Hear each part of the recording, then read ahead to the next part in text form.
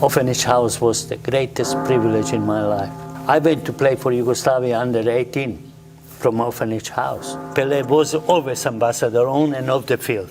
You could not, what he did in Mexico in the World Cup, that's just beyond belief. That header and a save of the century. Then player plays 1,000 games, then he becomes global ambassador. He's a commodity that our game worldwide should be proud of. Having Harry Williams that as a special person representing his race. First Indigenous Australian. 21 years of age.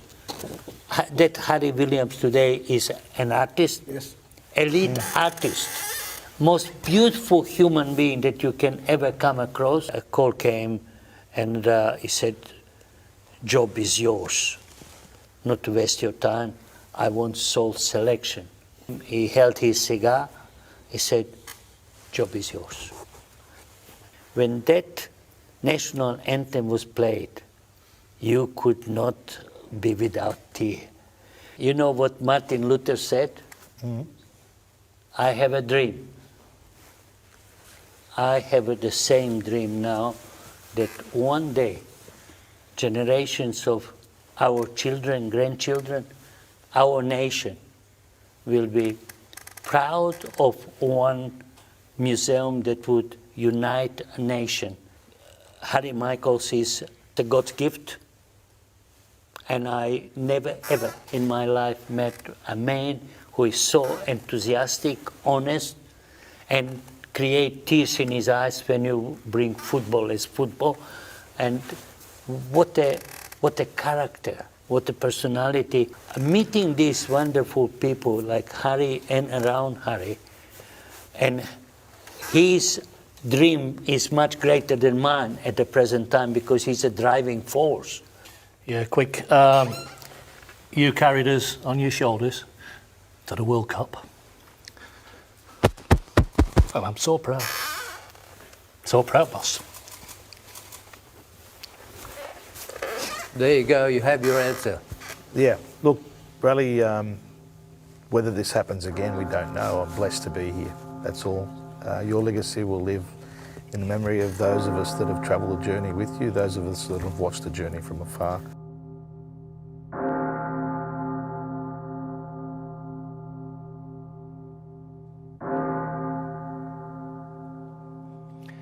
Zvonimir Raleigh Rasic, OAM, born 1935 and died this month, June, in 2023. He always said, Raleigh, throughout the years, there can be only one first.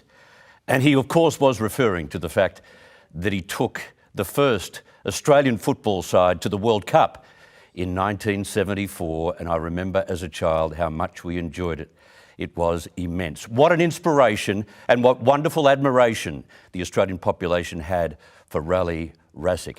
Welcome, ladies and gentlemen, mums, dads, boys and girls, wherever you might be around the globe. We're broadcasting through Facebook and YouTube across the planet, and we thank you for that. It's morning in London. We've got a couple of people who are watching, including some wonderful supporters of Australian football. Angelos Frangopoulos, I know, listening, one of the managers that run the fabulous radio programs over there in London, and he's doing such a great job. Thank you, Angelos, for tuning in to us here in Sydney, Australia. My name is Chris Smith, and I'm knocked out about being honoured to be here and host this evening. We're here for 2 hours, and I'll be joined by my co-host too, someone who produces, presents sports programs. She's a football nut. Her name is Sam Yerman. Sam, thank you very much for being here. I'm happy to be here. It's going to be a great show. It will, certainly will be. She'll be very busy, so we'll get to her in just a second, and she's with our audience as well.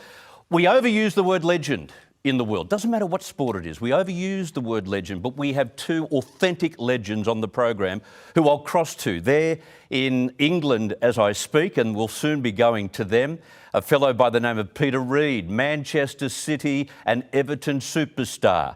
A fellow who got rings rung around him by Madonna, but we'll hear about that.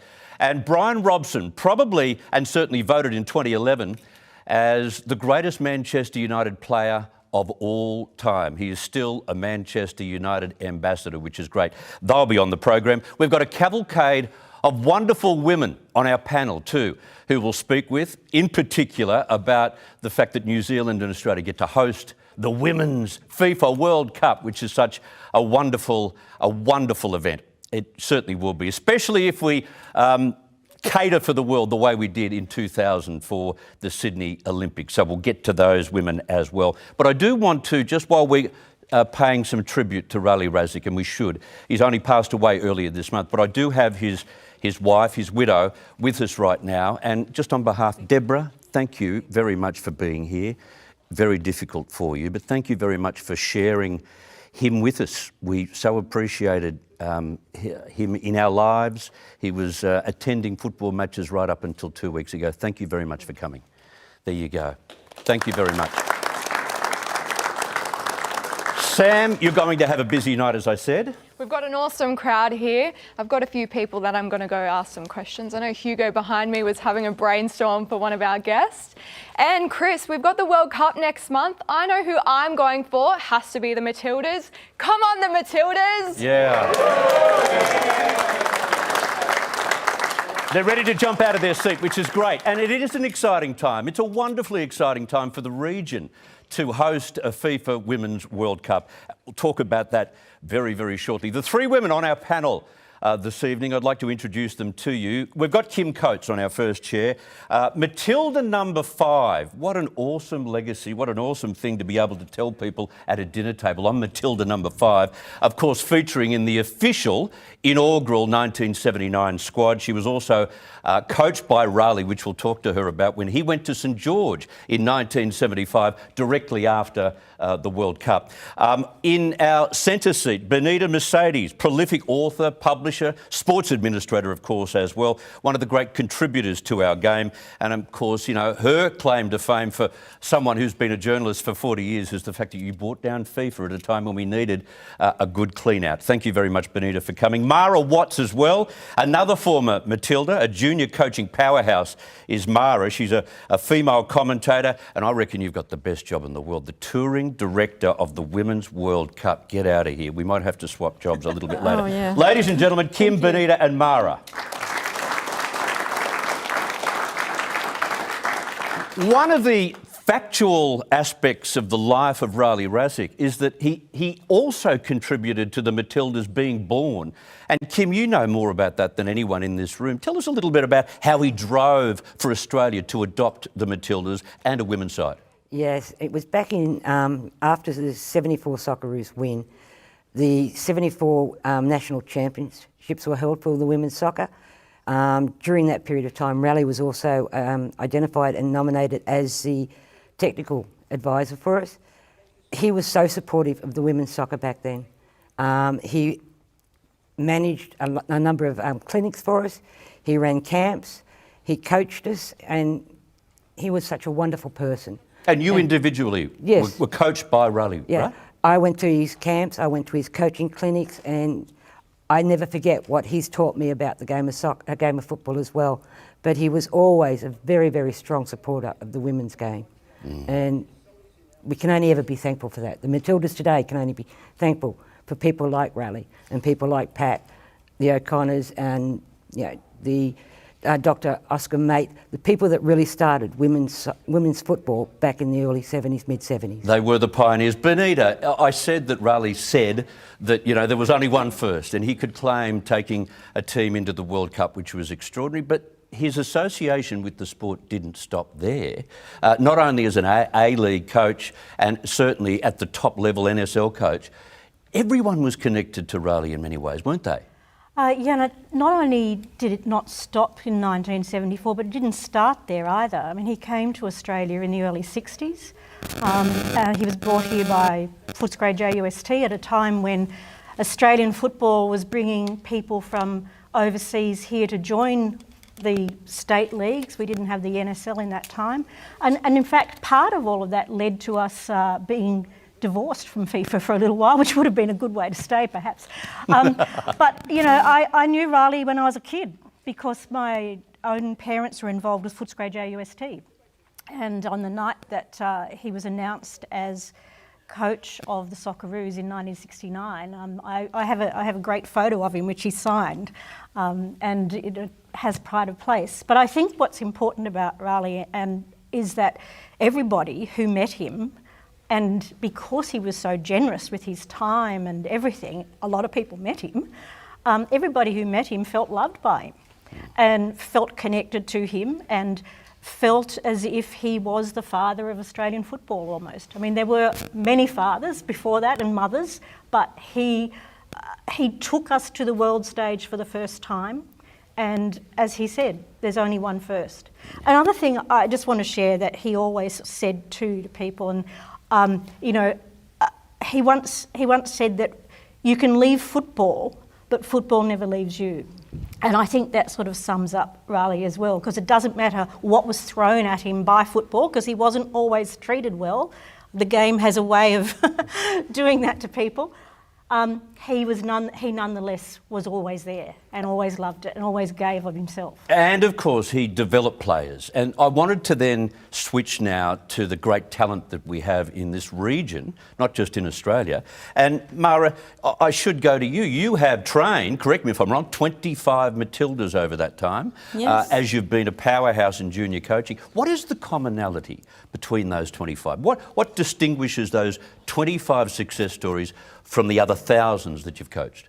Well, look, I suppose, when we look at players and we, trying to develop players over time, when you look at a player tactically, technically, physically, they're all on the same page when we're talking about elite players that go on and play at the highest level. But probably the most common denominator that I notice is that people learn the soft skills.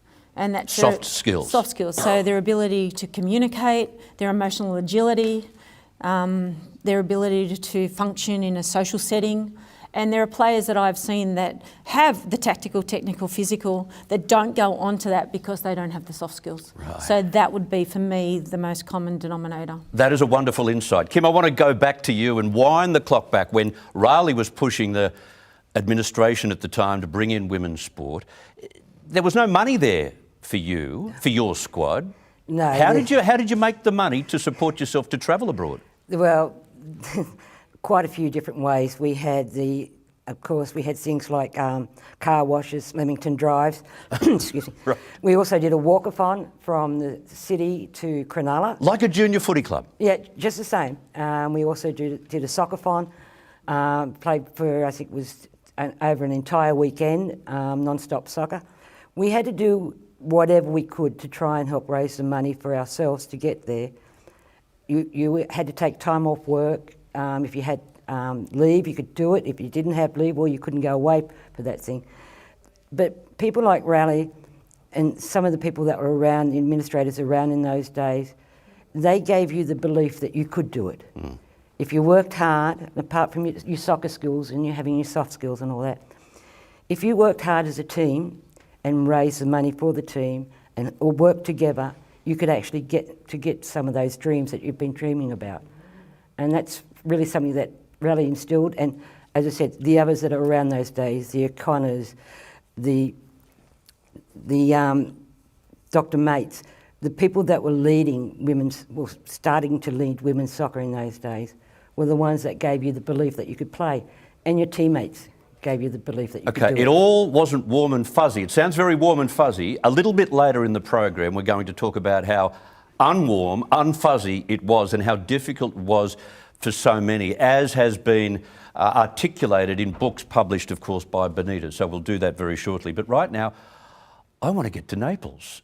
We know what happened in the Serie A competition in Italy. We had Napoli raise the beautiful trophy, and I think it was the first time for 33 years. I think they're still partying, although it happened 3 weeks ago, which is great. I thought we would go there tonight and talk to someone who's not only eating up the excitement of Napoli winning the A Serie, but also someone who played a significant role in Australian football, someone who was part of Adelaide United initially in 2004 as its first Chief Executive Officer. He's been a marketing director at Newcastle Jets as well. He was part of that red letter day with Frank Lowy that put, of course, the A-League on the map. And I'd like to cross now to Italy and welcome Angelo Pica. Angelo, are you there?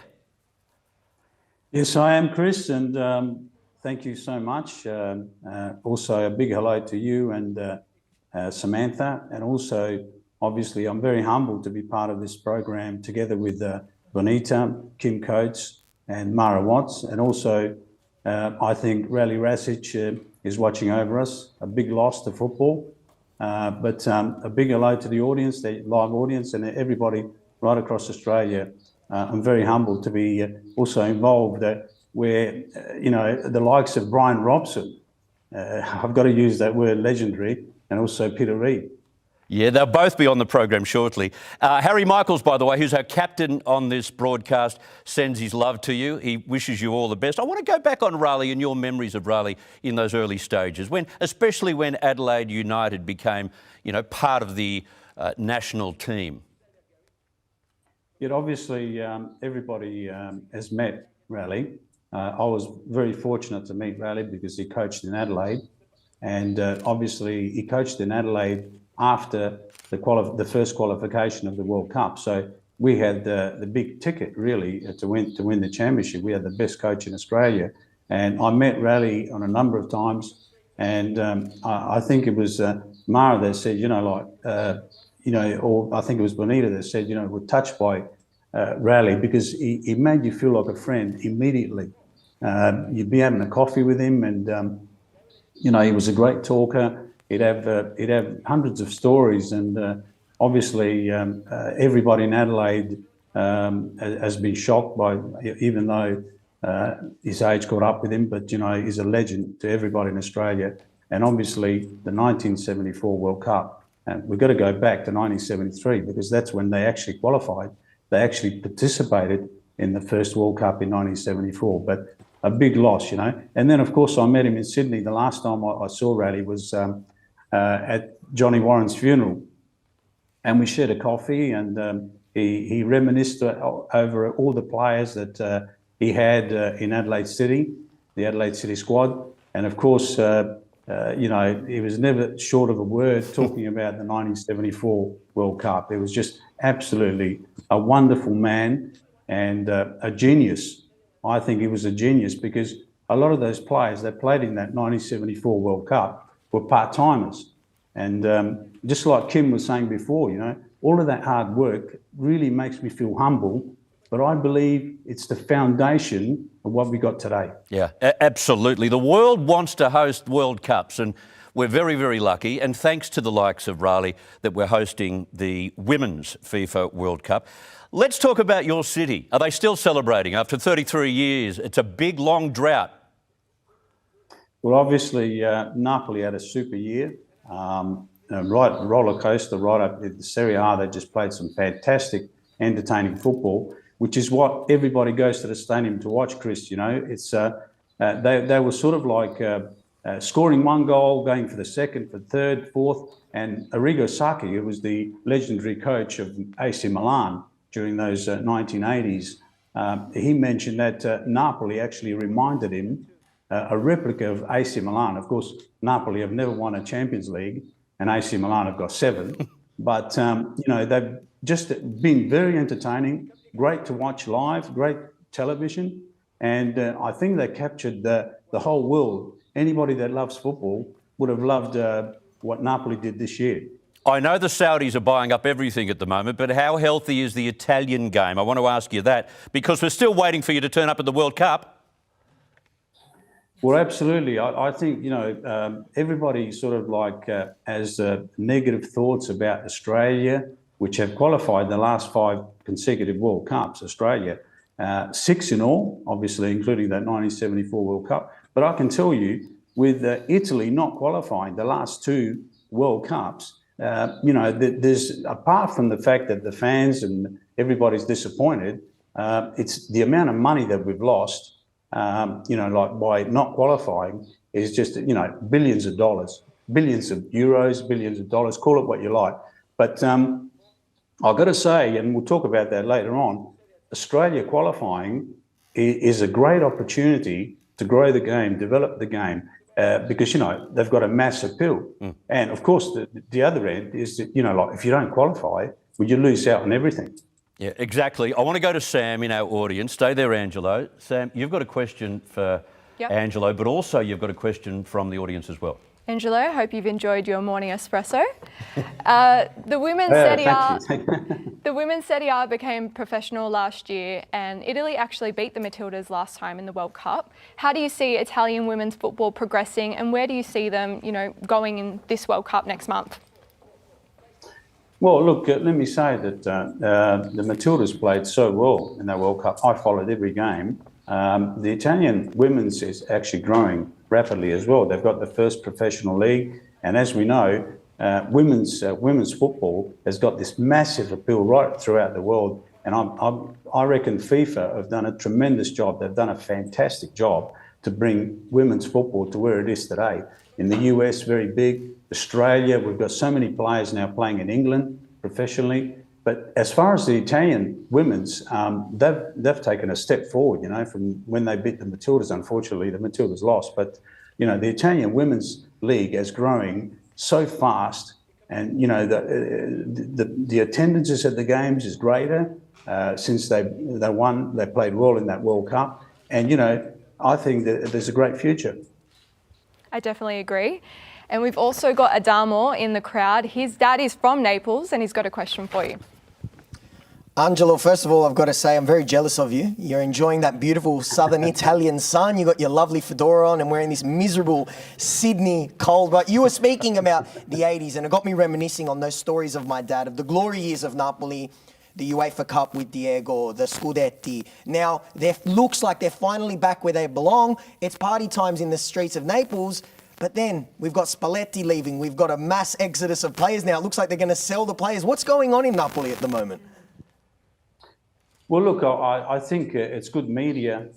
We all know about journalism. We've got to have something hot off the press and all that sort of thing. But the only loss is Luciano Spalletti. As far as the other players going, like Osimhen or Brother Scalia, or Lobotka, all of the stars of last year, Anguissa, nobody's moving right now because the president has actually put a big ticket on their names. Like you're talking about 150, 160 million for Osimhen if he has to move. And he wants to stay. I mean, the good news for Napoli is that everybody wants to stay because they want to replicate what happened last year. And obviously, the president has actually given an objective to the new coach, who's Rudy Garcia, who actually took over from Spalletti when Spalletti was in Roma. So if any indication that, we're going to have success the following year, I think, if the group stays together, we'll have a tremendous year. And as I said, the president has given him an objective to win the Champions League. So I don't think many players will leave. Well, that's the big one missing, the one with the big ears. You were speaking about De Laurentiis. Now, they say Italian women are crazy, but De Laurentiis he seems impossible to get along with. Every time they get a manager there, they don't last very long. You being in Naples, have you had any experiences with him or what have you heard about him? Because, look, end of the day, he is the man that cashes the checks. He is a fantastic entrepreneur. We've never been in the red. He's been there 20 years and he's brought Napoli from Serie C to B to A 3 consecutive years. And also, we've never been out of Europe. We've played either Europa Liga or Champions League. So the success is there for everybody to see. He's a great guy. I mean, I met him a couple of times when I was over there as part of the sponsors guest. And he is a lovely man. But when it comes to business, he's very hard. And, you really can't blame him because right now, football right around the world is always short of dollars. We've got the great big teams, participating in the Champions League. But, because the players cost so much, like Ronaldo at Juventus, 100 million plus 30 million a year. So I think De Laurentiis, going back to your question, it's a very good question. He is a very good businessman. And I think in football, right around the world, you need to have a mix of sport and business. And it's a big business now. Obviously, we've had the COVID, and I couldn't believe some of the players after 2020 getting sold to Real Madrid and Manchester City and Man United and, the big teams of Bayern Munich. Where does the money come from? Football is never short of money, but it also, lacks some money at times, and you've got to be very careful. Otherwise, it's a fine line between success and going bankrupt. Great question. Thank you so much for that. That's great from our audience. Angelo, I want to ask you finally, we've got the great time zone here for our games during the Women's World Cup. We've got nighttime matches, we've got afternoon matches both in New Zealand and Australia. But how will your city watch and monitor and follow the Italian side, the Blues? How will they follow their side in the middle of the night? Well, it's very tough, but you always get people watching. The real fans, the people that really love the game, like we all do.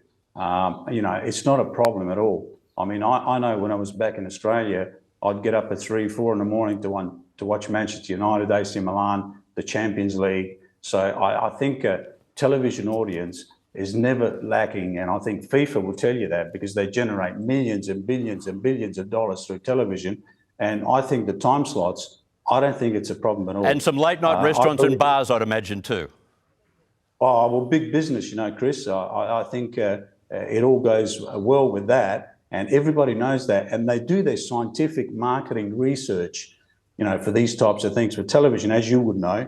Obviously, you've been involved with television, but you look at the Matildas. I don't think they're going to be. I think it's got a mass appeal. I think the Matildas is a great brand. Like the Socceroos, they're the biggest brand that we have in Australia. And my beef is a little bit like we don't take opportunity of the growth and development of the game, because every time the Socceroos have played, they've done the right thing. And look, let's look at the last World Cup. Nobody gave Graham Arnold the chance. Prior to qualification, he did the impossible. He qualified, and then they thought, maybe they'll do this and that and the other. They had an extraordinary performance. And what I want to say is that these are the types of things that we need to take advantage of to develop the game, grow the membership, grow the fan base, go and get that market, because we have a ready-made market. When the Matildas play, 80,000 people turn up. I've heard 40,000. I stay in touch with coaches and players that, in Australia. I mean, what do we do with that? What are we going to do after the Matildas World Cup? Do we have a program? Do we have a calendar of things to do to grow the business, to grow the fan base, the membership, and to tap into this market that we already have? Because we know they turn up at the games when Matilda's playing, when the Socceroos play. What do we do with that, Chris? Do we actually tap into that market and want to bring it to the A-League, to the NPL?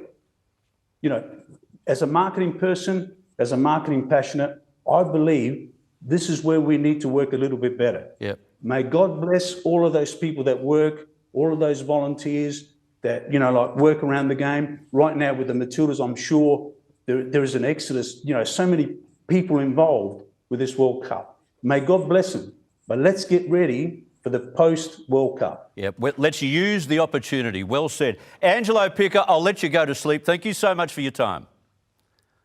Thank you so much. Great to be on the show. Good on you. Thank you. Bye. Angelo Picker, fantastic, from Italy, from Naples. And of course, they're still celebrating, no doubt, after winning the Serie A for the first time in 33 years. I want to go back to our panel, if I may. Benita, I mentioned that to Kim there that we had to have walkathons, we have to have car washes and all that kind of stuff in the beginning. But it also has been a tough time, even in latter decades, for some women, and the way they're treated by some fans and also by men in the game. Yep. And before I get right into that question, I want to pick up on something Angelo said, where I totally disagree with him, where he said it's thanks to FIFA that women's football is doing so well. No, it's not thanks to FIFA. You've only got to talk to someone like Kim and the other 1975ers and all the women who have played women's football over the years, up until relatively recently. It's been really, really tough. Let's not forget that to this day, FIFA is still resisting having a television deal for some of the countries to watch this World Cup. It's 2023. You can't be what you can't see. So don't tell me that FIFA's done all of this. What has fundamentally driven the growth of women's football is something called Title IX in the United States of America. Because what that meant was that every woman or every girl who played sport had to have equal money spent on her as a child as every boy. It's one of the best things that the United States has done, and that's why you get so many great women's sports people in America who are also well educated, because it goes right through to their college and university system. Because America has really adopted soccer, as they call it, that has then caught on for the rest of the world culturally. And that's what's driven the growth. Then, otherwise we wouldn't have stories in 1975. Let's not forget, in 1975 was the International Year of Women, United Nations International Year of the Women, yet our women had to go on Lamington drives and walkathons and go into pubs and throw a bucket around to try and get some money. Even as far back as 1995, 1999, the Matildas were still paying for a lot of their own costs. Yeah. And the way they were treated, I was going to bring that up because a lot of people watching would not know what they had to endure. Well, getting to your question, I mean, I think also what women's football is benefiting from now, and it's fantastic to see so many young women able to get great careers overseas, and also the A-League women developing the way it is. But what women's football is benefiting from also is a greater world movement around women's rights and gender equality, the whole Me Too thing, which leads me to, it's not just about issues on the field, but off the field as well. I've worked in football and experienced it. There's extraordinary sexism, and not just from the men, from some of the other women. But one of the books that we're publishing next month is actually called, I don't know whether you can get a close-up of this, it's a quote. The author, Sally Friedman, is someone who's worked in Australia, New Zealand and for UEFA. And she had someone say to her once, quote, "Get your tits off for the lads, out for the lads." And her book sort of chronicles quite bravely the things, both the overt or the implicit and explicit sexism shown towards her in trying to be professional about her job. Kim, did that happen to you? Oh, yeah. Yeah. In the early days, it was quite often, show us your tits, or get back in the kitchen, what do you think you're doing on football field? Women don't play football. It was, and I don't think it was just in football either, it's women's sport in general. I think they're the things that women athletes have had to put up with for as long as I've been around. Yeah. And it's... Can I play a game of kick and giggle? Oh yes, always kick and giggle. You didn't do anything else but kick and giggle. You didn't know how to play football. Yeah. And it was a few times... But to see the women today, the only morons who would say something like that are not to even be listened to, are they? Oh, you don't give them any oxygen. It's unfortunate, but those morons are at the junior level and at the grassroots level. And that's where we really got to stamp it out, because that's hurting the aspirations of these young women that are going to try and come through to the Matildas. Exactly. And this is the springboard for all of that. I do have to go to England because I've got some limited time on our streaming service, if I may. Our second guest this evening from abroad has had a long and successful playing and managing career. He played the majority of his games with Bolton Wanderers, Everton, QPR and Manchester City. No less than 13 games for England. In 1990, he became a manager with Manchester City. He also spent 5 years at Sunderland, then with the England under-21s, which he coached, coaching also in Thailand and also India. Ladies and gentlemen in our audience, would you please welcome from Bolton, England, in the early hours of the morning, Peter Reid. Peter, thank you very much for joining us on the ball. My pleasure. Okay, it's terrific to have you here, but I've got to start with something that might be a little embarrassing. The 1986 World Cup, you were marking up against the golden boy, Maradona, and Diogo did a few moves that sort of put you back in your place. Now, I don't want to embarrass you, Peter, but maybe you could tell the story better than I could. No one's asked me about that before, so that's unique, really.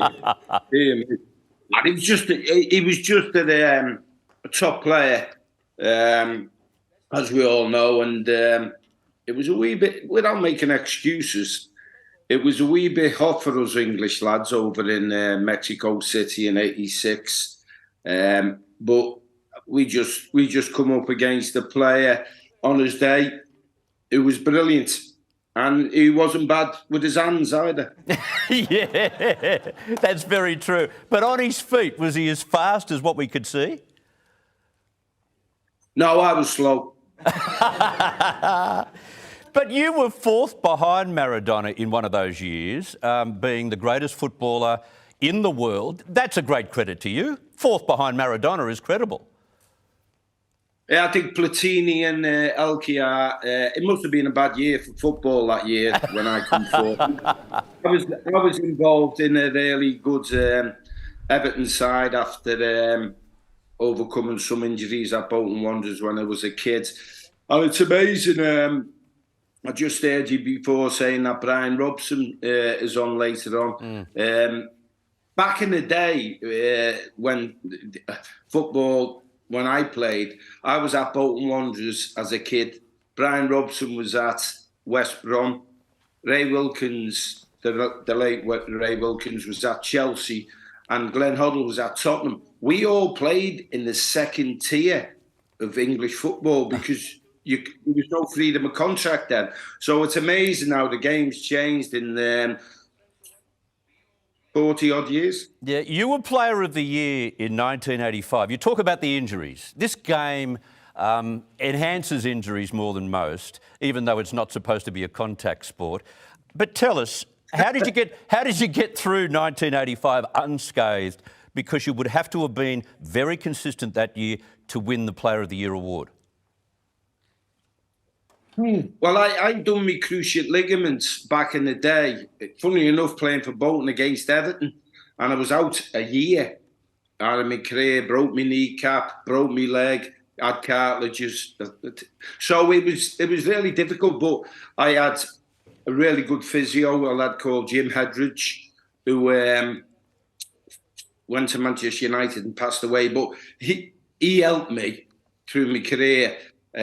He learnt me how to work in the gymnasium, and it was fantastic. So for my kid who was at Highton Boys, which is just outside Liverpool, funny enough, a lad called Frank Pimlett went over to Australia and had a great career, and he was my midfield partner. Oh. So if Frank's watching, how are you doing, mate? Geez, you're one of the only Englishmen that can say mate in the right tone. Well done. You're also a great advertisement, Peter Reid, a great advertisement for the promotion and relegation system, because you played in sides that were promoted. That must have been a great feeling in itself. Oh yeah, listen, if when you play football, you're blessed. I mean, I was dead lucky as a kid, the council house lad. You know, kicking the ball in the streets. I played for my country. I won things. But, you know, football's, for me, I like me cricket, but football's the greatest sport in the world. And to win things, to win promotions, to win trophies, to play for your country, let me tell you, it doesn't get any better than that. And I know the lads now get a right few quid, but if I could turn the clock back and play a game of footy again, to the ultimate, I'd love it. You must have witnessed, though, so many heartbreaking losses to the English side.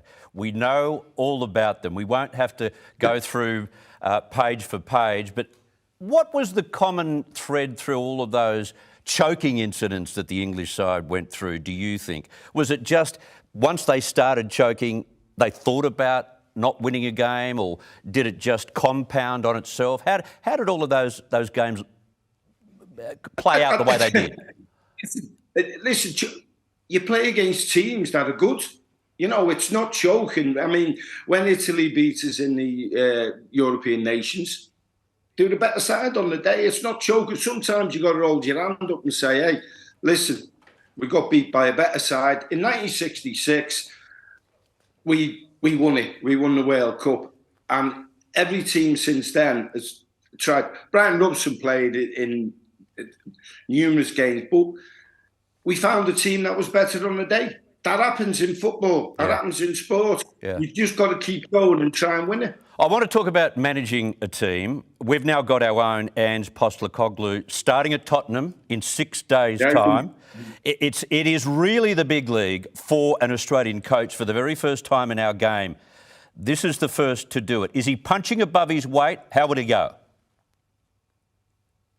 Listen, when he come to he got the job at Celtic, and you know it's Celtic and predominantly Rangers up in Scotland. But I think in the manner that I've seen his team play, I think he'll be a success at Tottenham. I think his teams express themselves in an attacking way, but he's not daft. He knows that he's got to win football matches, and when you look at his record, he wins football matches, and I think he'll do it at Tottenham. I think he's a great addition to the English Premier League, and I think Tottenham will go from strength to strength. So I'm all for him. I like the way his team plays. But, you know, Man City at the moment are a street ahead of anybody over here in England. So it's a big challenge. And I've just got to say, my team, I've got my blue shirt on, my team are having a nightmare at the moment. So it's hard for me to think about Everton are having we're hopeless at the minute. It's killing me. That's true. He's had scrutiny on himself, Ange. He had it in Australia. It's only local, of course. He had it in Japan. He's had it in Scotland. But the scrutiny that he will undergo as a coach of a Premier League side is like nothing else, as you know only too well. What's your advice to him? No, I mean, hey, listen, I know what you're saying about the English Premier League, but if you've managed in Glasgow Celtic up there, it doesn't get, let me tell you, it doesn't get any bigger than that. He will handle the Premier. I think he'll enjoy it.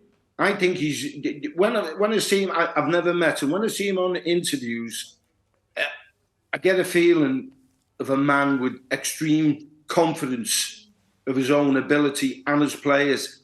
I think he'll be all right. I think he'll handle pressure. Listen, pressure's what you put on yourself. Yeah. And we know we've got to win games as football managers, or we get the sack. But you've got to enjoy that. You've got to enjoy working with young players, and I think he embraces that. Well, that's interesting. When I was looking at your background as a manager and the way you taught your players to play, I saw a lot of synchronicity with Ange Postecoglou in that, you know, it's about keeping possession, it's about encouraging attack and entertaining. You know, you coached teams to entertain. Was it about entertaining the fans, or was that the way that you thought that they would go about winning? Ooh, I was brought up to do that. The most important thing on the football pitch is the football. You've got to take care of the football. And when you lose it, you've got to get it back as soon as you can. That, to me, will never change. You know what I mean? I think it's a basic... and when I was manager of Man City and at Sunderland... at 7 years, you got that wrong, it wasn't 5, it was 7 years, 7.5 years. I really enjoyed it, and I wanted my teams to entertain. I think that's part and parcel of it. But I like winning games, so if I had to defend, I'd park the bus. Yes, as most coaches, as most managers will say. I could only feel sorry for you when you took over Man City, because one, it's Man City, but two, you were a caretaker coach. Nothing was expected of you, but tell that to the Man City fans. They expected you to win. What was that like? Well, I took over from Howard Kendall, who moved back to Everton back in the day. And obviously, Sir Alex Ferguson was the manager of Manchester United. So it was tough. It was tough, I've got to say. But I think my first season, we finished higher than Manchester United. So that was the first time since till Mancini won the Premiership. So I did okay, but it was certainly a very, very difficult job, and it's a different Manchester City now. But what I've got to say about Manchester City, when I go to watch him, I watched him against Arsenal, Liverpool, and I was at the Real Madrid game. It's still got the same soul. Still got the same soul. But what a squad of players Pep Guardiola's got there. Absolutely outstanding. And I'm looking forward to the next Premiership. I'm looking forward to watching the Women's World Cup down in New Zealand and Australia. That should be fantastic. I'm looking forward to watching the Ashes because we're one down and I love me cricket. So I hope we can get back. I'm sure we can against you. But it's certainly nice speaking to all of Australia, Sydney, and my condolences to Radhi, the coach of Australia in 1974. I think it was the Germany World Cup. Raleigh Rasic.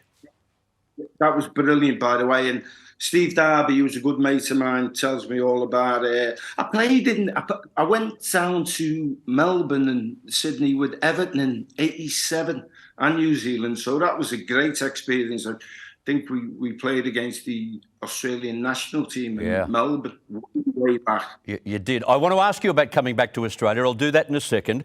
I want to hand over to my co-host, if I may, Peter. Sam, you've got a question? No, I'm not speaking to her. She's a Liverpudlian. Yeah. Yes, she is. Oh, she is. Cancel it. No. This is a confronting program. This is controversial. We want to do this. Peter, I hope you've managed to wake up since we last spoke. I know it's pretty early. As you mentioned, I had too many last night. As you mentioned, I am a Liverpool supporter. Sorry about that. Wasn't sorry to see Everton almost get relegated last season. But touching on that, you were a part of great Everton teams who won titles and trophies. How can they get back to that success? I'll let you into a secret, Sam. I used to stand on the Kop when I was a young lad and I supported the other lot across the park. Really? But it's going to take us a few years. I mean, I don't like fighting relegation. We've done it too many times recently. Sean Dyche, I'm a great believer in, but he needs time. He needs time to mould the team together, to work in the transfer market, and hopefully we can bring some kids through, but it's not a quick fix for Evertonians. I'm sorry, it's going to take time. But you've always got to have hope. What made you change sides just quietly? Why'd you go to Everton? I played once you put that blue shirt on and play for Everton, it gets into your blood. And no going back. Right. Exactly. Peter, could I ask you some questions about the women's game? You're going to lose the Ashes, we know that, but maybe the women's game, maybe the women could make up for your terrible English cricket side and do very well at the Women's World Cup, do you think?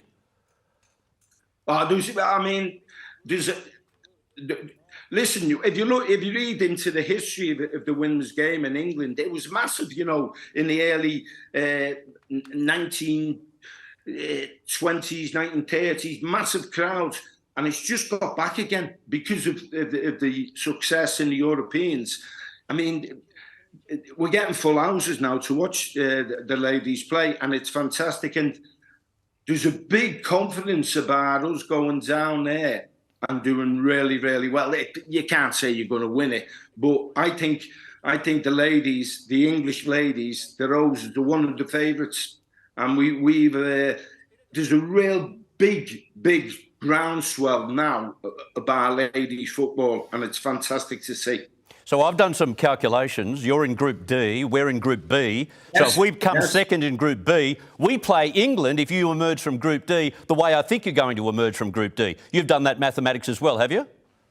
I just had a look at it, and I think Ireland are in your group as well, and I've got a bit of Irish blood in me, like all Scousers have. So it's going to be tough, but it would be really interesting. Hey, listen, when England play Australia in anything, it's a massive one, isn't it?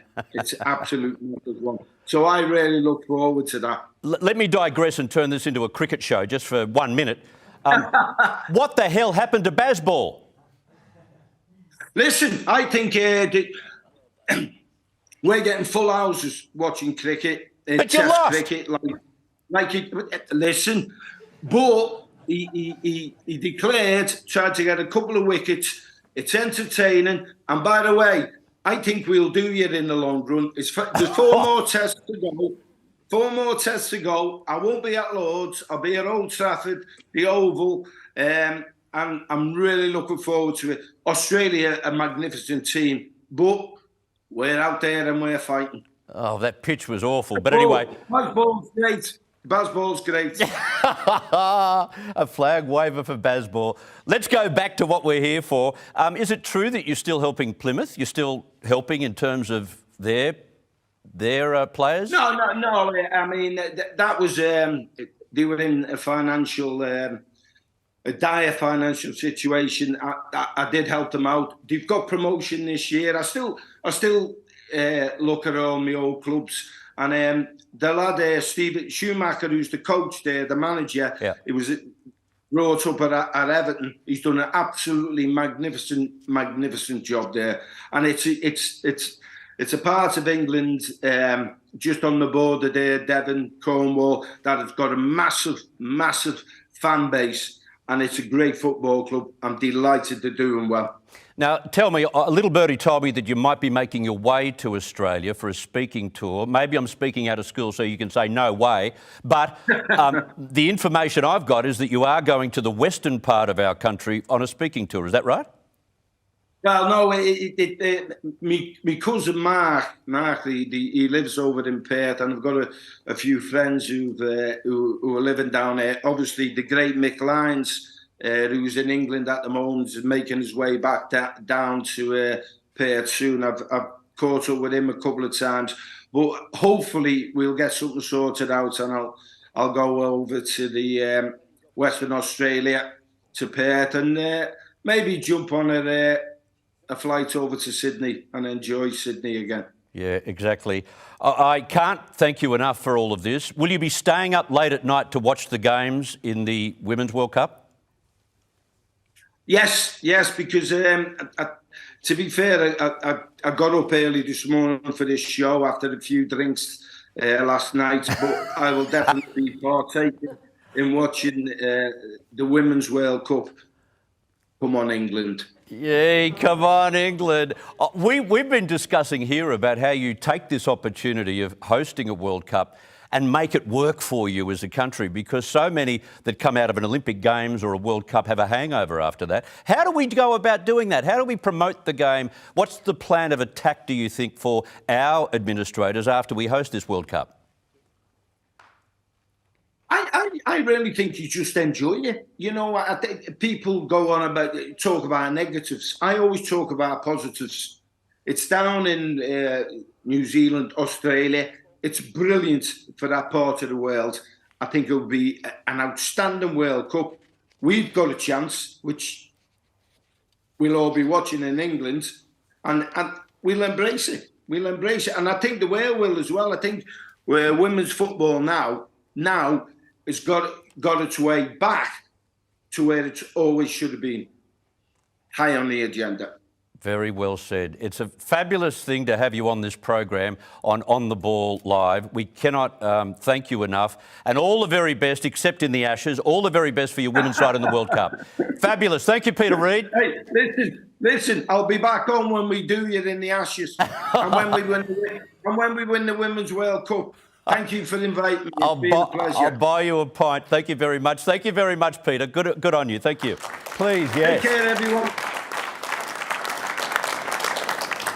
Isn't it amazing that even when you talk to people on the other side of the globe, that there are connections to your own venue, to your own team, to your own football? And this is exactly what we're finding throughout the program. There's a theme in all of this, that it is a world game, but the world is a very small place in many ways. And even in this room, it's a very small place, because I want to go to Sam now. We believe in nepotism on this program, don't we, Sam? Yeah, you spoke to him about Ange Postecoglou, who I like to call the Aussie GOAT. Someone who knows him very well, played under him at Brisbane Roar and the Socceroos, is actually my brother, Matt Yeoman. Thank you. Yes, round of applause for Matt. Socceroo. Ange has obviously been appointed to Tottenham recently. How happy are you to hear the news, and how great is it for Australian football? Yeah, I think for me, I feel like I'm pretty lucky to have played under Ange a few times with Brisbane and also Young Socceroos and Socceroos. So a few times, and for me, it was really awesome to see him just construct his teams how he did and have the success that he has. And for me, I'm a Liverpool fan, but I can see Spurs winning in the next 2-3 years. I don't know why, but I just got this belief about him, and seeing close up what he does, and for me, I feel like he's going to do something special there, and I think that's going to be great for Australian football in general. I think we'll all be cheering on Tottenham, and something a lot of people don't know is the opportunity Ange gave you before the World Cup. Tell everyone about that. How special was that? Yeah, it was very special to me. Obviously, I was playing Korea around that time.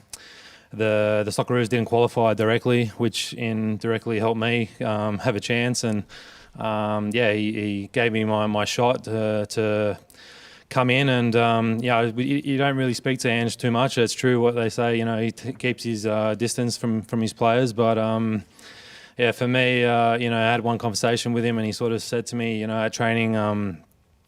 You can play in the friendly games, get caught up for the friendly games, but you get caught up for these games, and these are the ones that matter, and you sort of show that you deserve to be if you do well, So for me, it was an interesting conversation. I remember it very, very till today. I still remember that conversation, and we qualified, and not long after he was off to Japan, so. We didn't get to have that, the World Cup with him, but for me, I still, have great memories with him, and I wish him all the best. And Matt actually signed with MacArthur in the A-League yesterday. Chris was going to mention something. I was going to say, you're playing for MacArthur. We know that MacArthur didn't do too well in that last season. Like, who signs with the bottom dwellers unless something pulls you over there, like a big wad of money? Or was it the coach?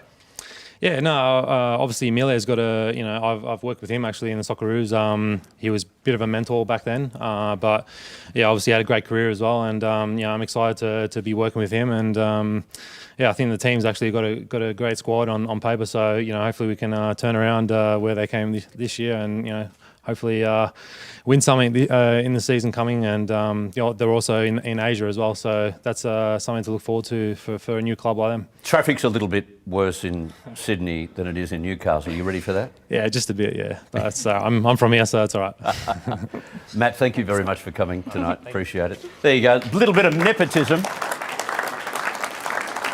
Also a former Socceroo, which is great. We're going to get to Brian Robson in just a second. I want to go to you, if I may, Mara. You talk about Peter Reid and the way he gives his players the freedom to express themselves, and he believes in entertaining and the fact that they attack until it's time to defend. Of course. What are your thoughts on the way the game is developing in Australia, the men's game and the women's game?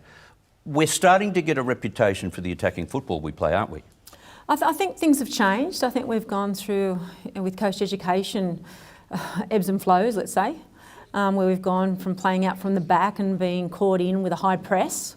That has now changed, and we're starting to attack, which is fantastic to see. And we've certainly got some speed up front now, which we probably haven't done in the men's game and the women's game in the past, with Viduka, for example, who was very traditional forward, just holding the ball up. Yep. Look, I think we're in a position where we've got some speed up front, which we haven't had in the past with our women's teams. I mean, Katie Gill has scored, 43 goals for Australia. But she certainly didn't have the speed, and she was a traditional forward, sitting up front and holding the ball up and getting herself in good positions. But we've got more speed now with Sam Kerr and with Caitlin Ford, of course, and so it's fantastic. Yeah, absolutely. I thought I'd bring you in on that because that's what the fans want to see. That's why this World Cup will be so good. Absolutely. We don't win games on possession.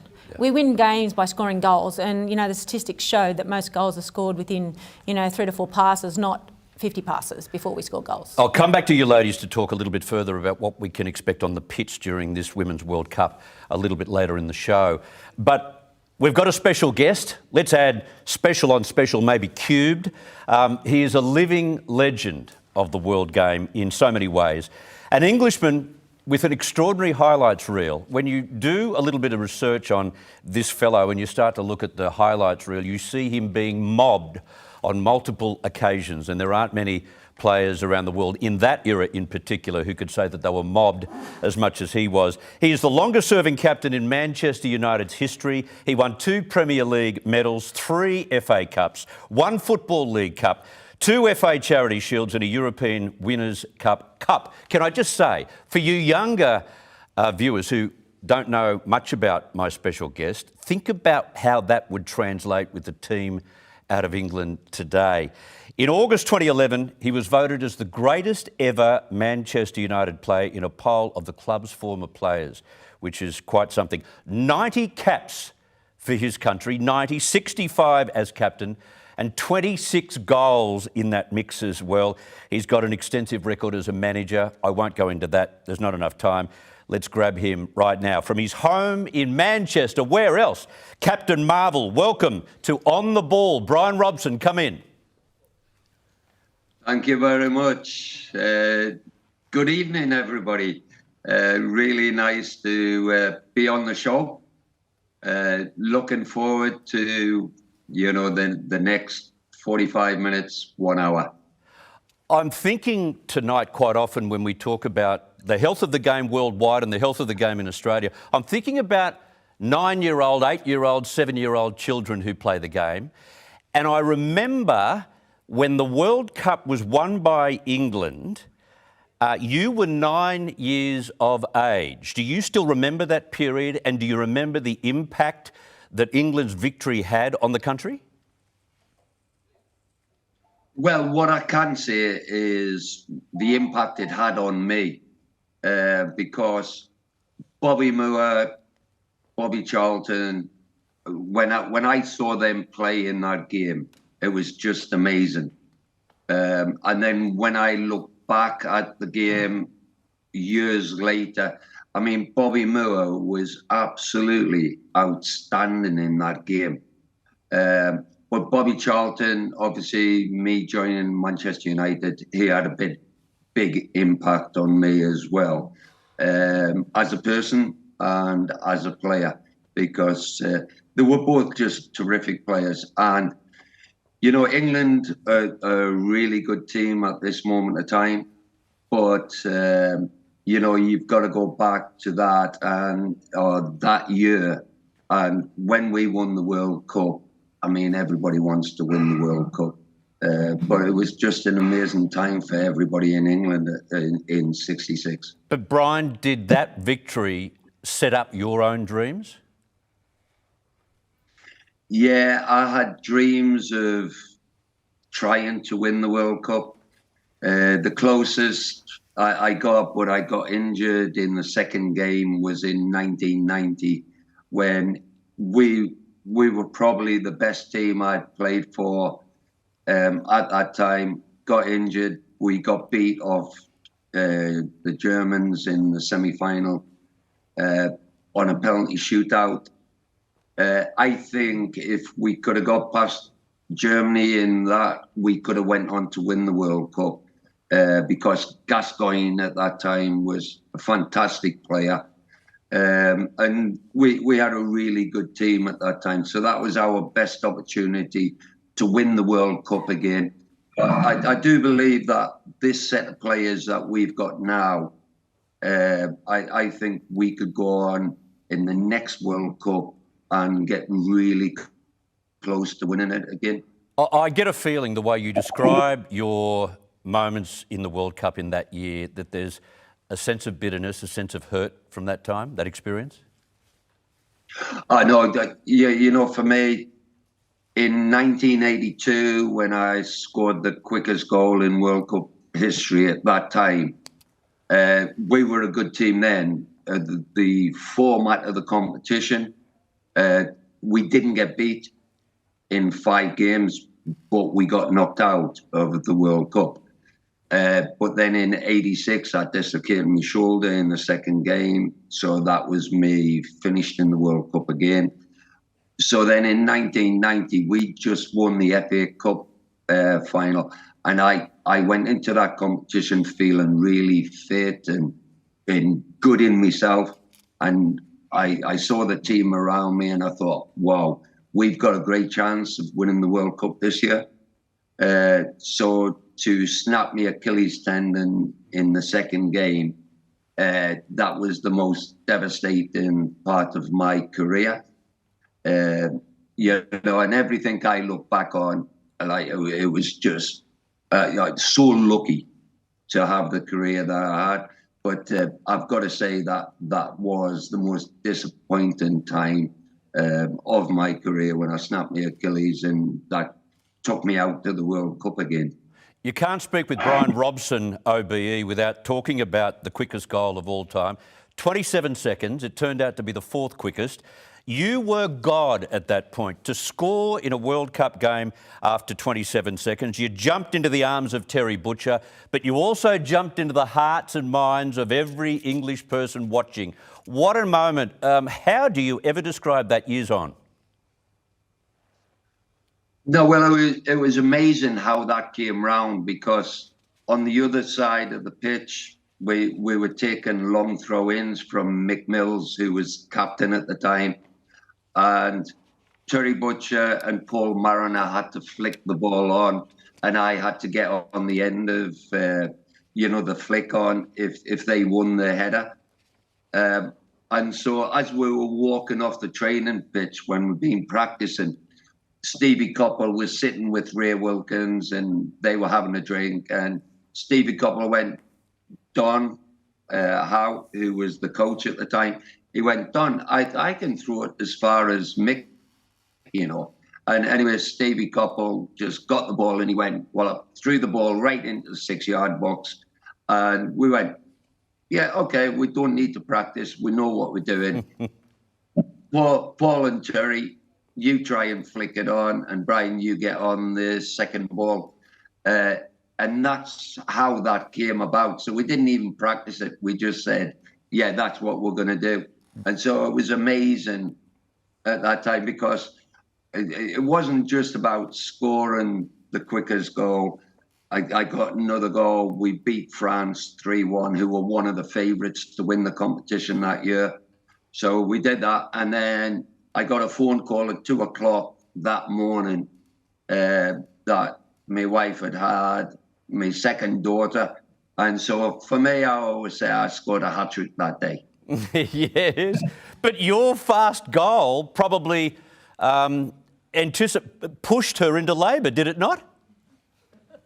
Denise said she thought it had a big factor in that. And then I've got to tell everybody over there.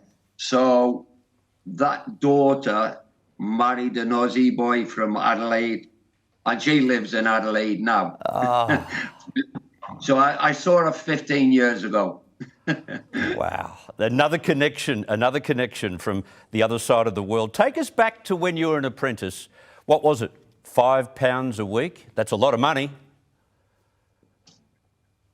Yeah, I mean, when we said £5 a week, and then the next year it was £8 a week, but they did actually pay about £30 for your lodging. So I stayed with a family.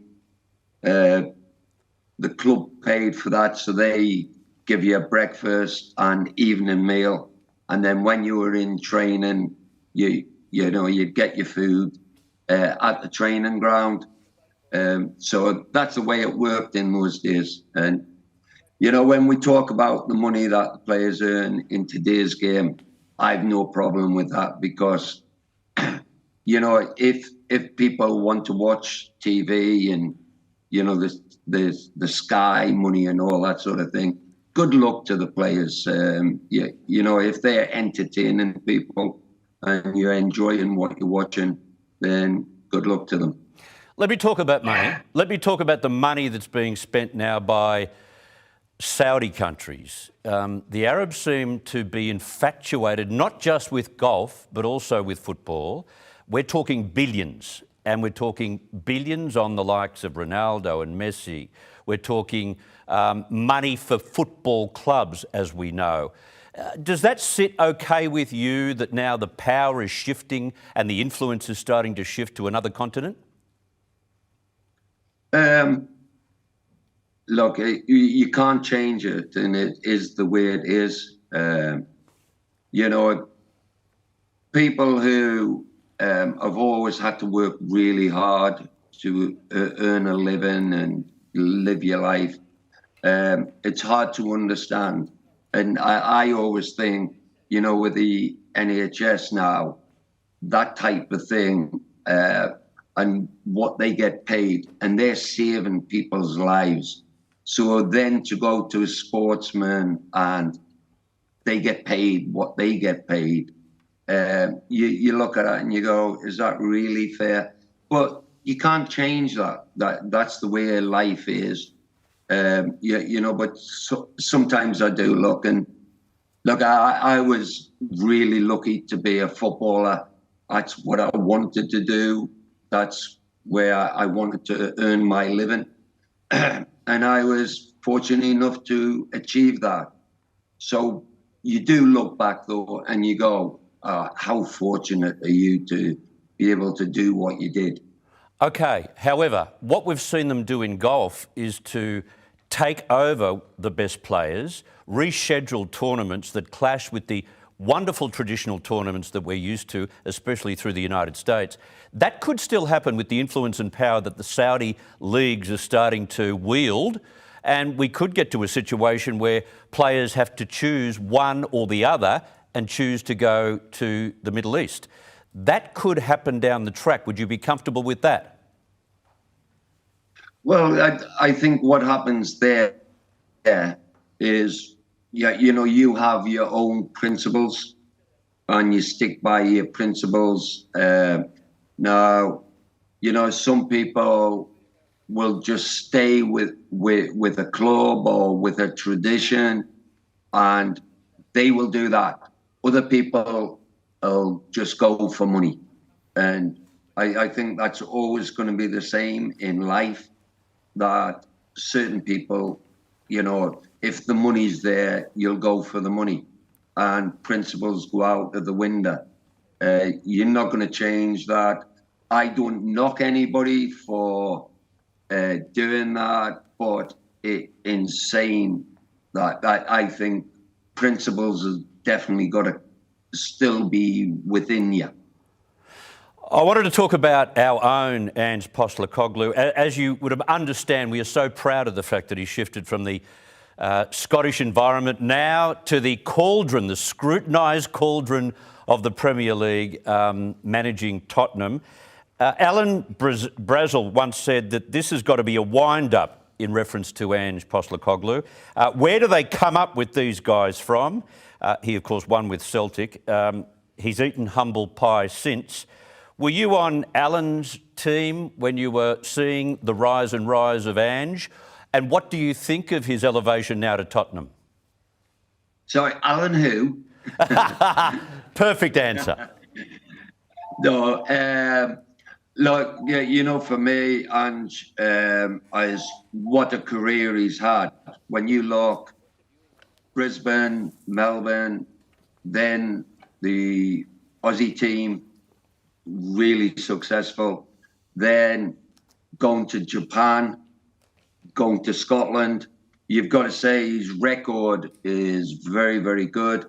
If you ever speak to a few players who have played under him, they all have a good respect for him and what he's achieved. I think they like his man management style. So he's probably, you know, from where he's come from and where he's gone through, and really brave. I think now he maybe deserves a chance with a top team like Tottenham, one of the biggest clubs in Europe. It'll be really interesting to see what he does. I mean, as far as I'm concerned, I hope he does hopeless, because I want to see Man United at the top, not Tottenham. However, how do you think he will go? I think he'll do from the people I've spoke to in the game who know the guy, I've never met him, but they say, you know, he's got a lot of respect from the players, and I think he'll do really well for Tottenham. You know, but that's even just going off people who support Celtic, and I've spoke to. They say that the lads up there really liked him. I want to hand you over to Sam Yerman, my co-host, if I may. Brian Robson. Sam? Brian, we've got Mark in the crowd who actually, apparently you know him. He's got a question for you. He wouldn't tell the audience what it was, so it's a surprise. Morning, Brian. Pleased to see you. Morning, Mark. Evening, Mark. Yeah, evening. I'd just like to go back to the beginning of the season. Like, we were written off as Manchester United, and we've had a great season in my eyes and all Manchester United fans. We've got Erik ten Hag now, and we've got a great group of players there. We've got more players coming in, I believe. We're looking at these new owners coming in, which is going to be massive as regards with the money, what's going to go into the club. How do you see, as an ambassador and an ex-player, how do you see Manchester United going forward with all this influence? You've got the likes of Man City, you've got the likes of Newcastle, and now Manchester United. So 3 of the biggest guns in the Premier League. How do you see the future going with the money in the game, and especially for Manchester United? Well, Mark, I know that I know you really well, and I'm just letting everybody know that I do know him really well. Oh, he's a plant. Is he plant? Is he one of your plants, Brian? I can't see you in Manchester, so I had to come here to see you. No, but look, you know, the thing is what you want to achieve and where you want to be. And everybody looks at Manchester City, and especially after the season that they had last year, everybody's gone, well, they've set the standards, the owners have set the standards, and so unfortunately, you know, is it going to be the money people who dictate this of how far and how good you can be? But I've got to say that I think Ten Hag did a great job last year. You know, to win our first trophy for 6 years, to get us into the Champions League again from where we were the year before. If we do get an owner who is like the Manchester City owners, the Newcastle United owners, you see what they've done and achieved. Yep, a lot of people in the world will go, oh, well, you're just buying success. But it's not as easy as that. If you've got a lot of money, you have to invest that really well to still go on and achieve things in the game. And so no matter who takes over the club, or if the Glazers don't sell the club, we've still got to work on trying to be better next year to compete against Manchester City. Which we will do, no problem. We'll be back to our winning ways, I'm sure.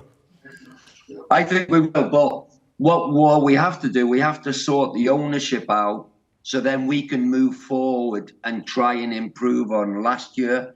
So then, you know, the season's going to come round very quickly, and we need to bring players on board to improve us once again to where Ten Hag has brought us from. But Brian, I would have thought if anyone's going to know who's about to own Manchester United, it's the greatest Manchester United player of all time. Who's about to buy them? I don't know, and that's why you're a presenter, because you ask a question like that.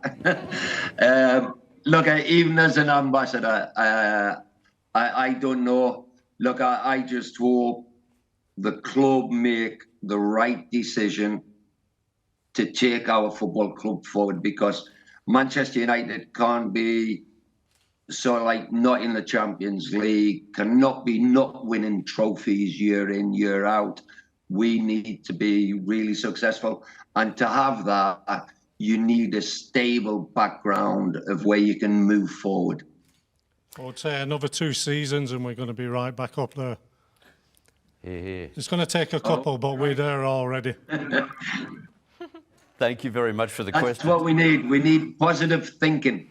Positive thinking. Always, Brian. You've just mentioned positive thinking. That instantly tells me a lot about what I've read about you when you were playing. And is it true that the writers, the English writers, got this right? That when you were going through your playing days, you were low in confidence? How does the greatest player for Manchester United ever be low on confidence and get through that? No, those reporters were rubbish. They're just writing the wrong material. I was never low on confidence. But what I have said, though, is that when people say they never get nervous, look, before every game, I'd get a little bit of butterflies in my stomach. But as soon as that whistle went and the game kicks off, now all those nerves go out your body and you just concentrate on the game. And I wasn't nervous like that. And the reason why I know, Chris, that I wasn't nervous is because I could sleep for fun. I mean, before a game, I could sleep 10, 12 hours before every game, no matter how important it was. Wow. I also want to ask you about what we're going to experience in July and August. We're very, very excited. We're thrilled about what's going to unravel, what's going to excite us on the pitch with the Women's World Cup. Will you be watching? Have you been watching the women's game closely? Yeah, I do. Since, the game came around and then, the Premiership clubs all took women on board. But then, obviously, the success of England, in the Euros, it's just multitude and multitude. Yeah, as far as the ladies' game is concerned. I know that Australia have got the World Cup coming up in July. I know Australia, they're unbelievable with the sport, love the sport. And the cricket teams and all that, the rugby, everybody's really strong down there. And so it'll be great for the country, the impact that a World Cup has, everything. And I know that the USA, England are pretty good at this moment of time with the ladies' teams. But I never write off Australia when it comes to sport, because I know how passionate everybody is down there, as far as the sport is concerned. So I'm sure it'll be a great success. Yeah, I wonder the impact it will have on young kids. We go back to that first question, one of those first questions I asked you. When you were 9 years of age, you watched England, you watched Bobby Charlton win the World Cup for England and the impact it had on you personally. What impact do you think this could have on kids playing the game now, or kids who are considering playing the game? Well, I always say what you have to do is enjoy what you want to achieve. And so in whatever sport it is, work hard, listen to your coaches, listen to your parents, but you have to enjoy what you're doing. And if you enjoy what you're doing, then, you'll achieve more. And that's why I say, practice, whether you're by yourself, you can practice, all that type of thing is really important.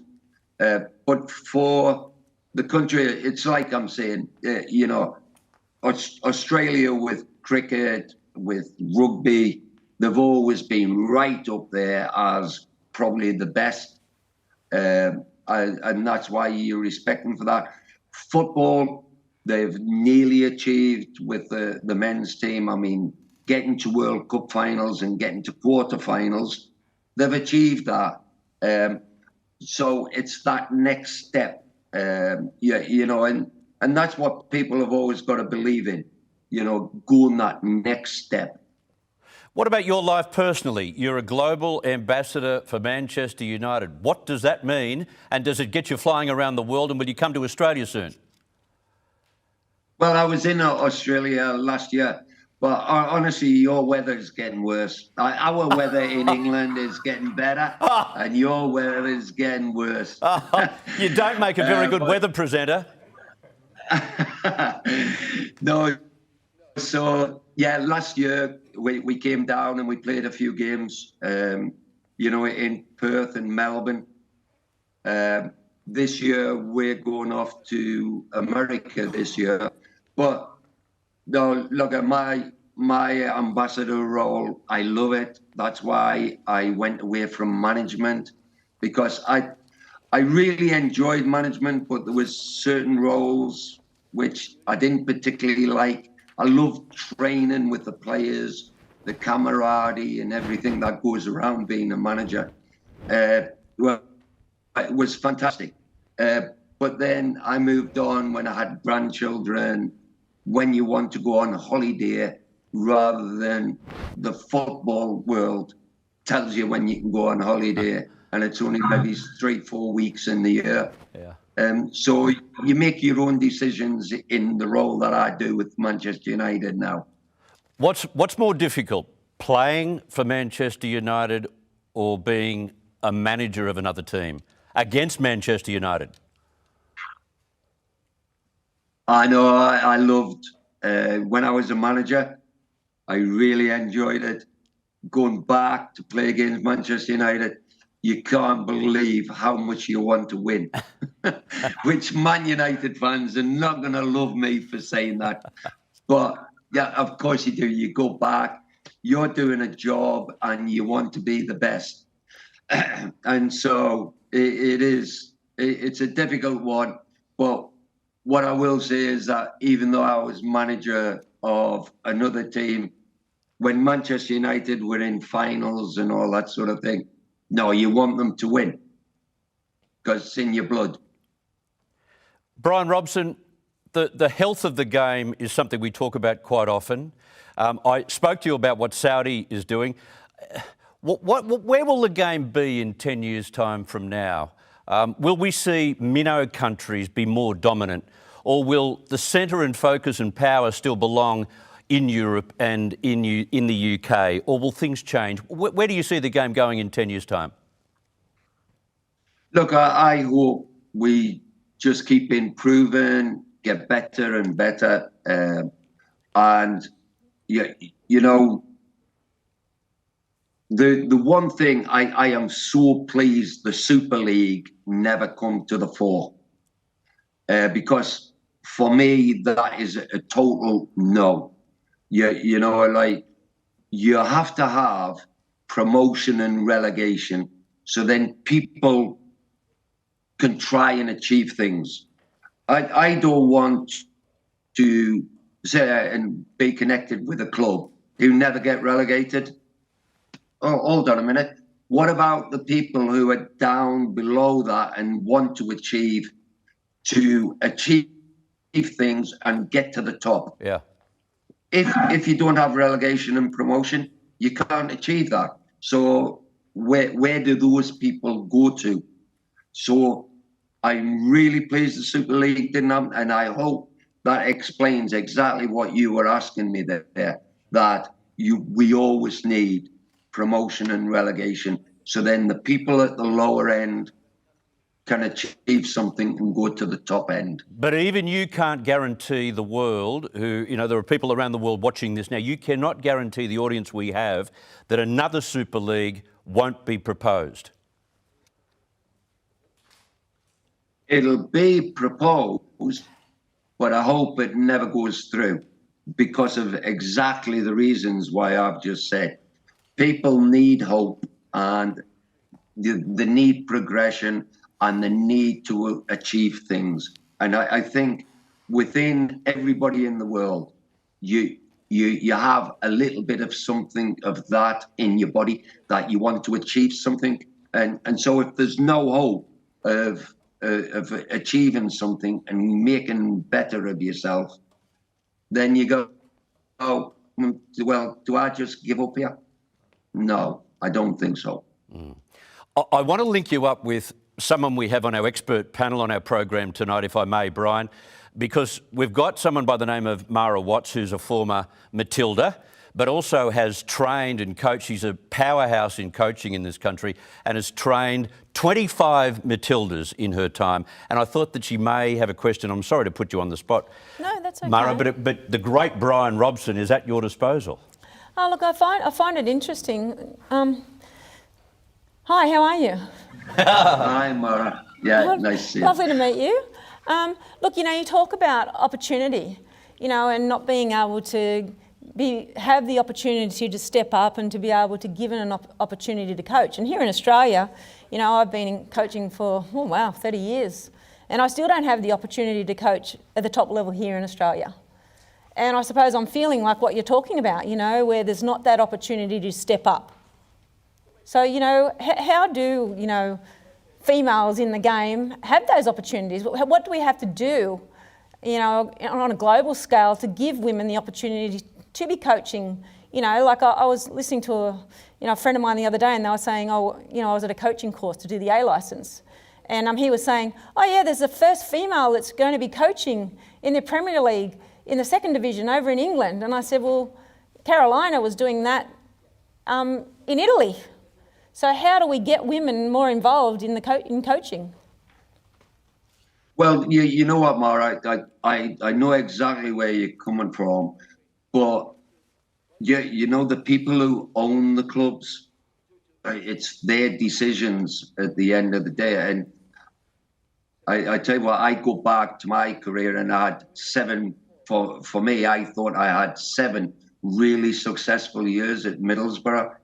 And I'm thinking 3 cup finals, promotion into the Premiership, and you're thinking, right, can I actually go on now, and will one of the top 6 teams ever come in for me?